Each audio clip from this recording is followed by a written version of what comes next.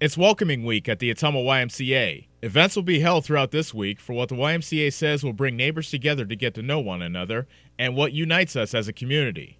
During lunchtime on Tuesday, there was a seminar held at Market-on Main that dealt with implicit bias in the workplace. Thomas Newkirk is a civil rights attorney practicing in Des Moines. He says his background allows him a unique perspective when talking about bias. I'm certain that social scientists would say that everyone has some type of stereotype against them, or not against them, but about them. Like there are stereotypes about white males. I'm certain that's true. But to the extent my perception is that any biases or stereotypes that exist are generally going to be positive about me, so I'm immune generally from the negative. To the extent that there is some negative bias out there somewhere, it's offset by the many positives that would exist about me as in my position. So I use that freedom. Again, it's like going to Africa to treat Ebola if I'm immune. So I use that and I go there and I educate people because I can speak to people who look like me more effectively. And I don't speak in, you can tell I don't speak in a blaming and shaming way, but I'm also not an apologist. I don't sit there and try and make white people feel better about themselves. I try and make them feel responsible in an effective way. That's what I do. A variety of community members attended the Lunch and Learn.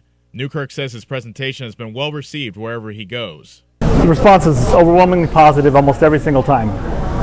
Just like I said, I'd say sometimes I get questions, sometimes I don't, but the response has always been positive. I don't get any hate mail, and that's regardless whether my room is all white, all black, all women, all men. Newkirk offered advice on how to deal with your own bias.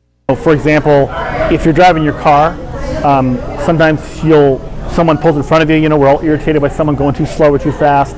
If you pay attention to yourself, you'll often associate that person as being old or a woman, or think they're a person of color, or if they are a person of color or a woman, you'll be more irritated with them for doing something that maybe you let go with someone else, and that's a way to recognize it, just in terms of the real world way of doing it.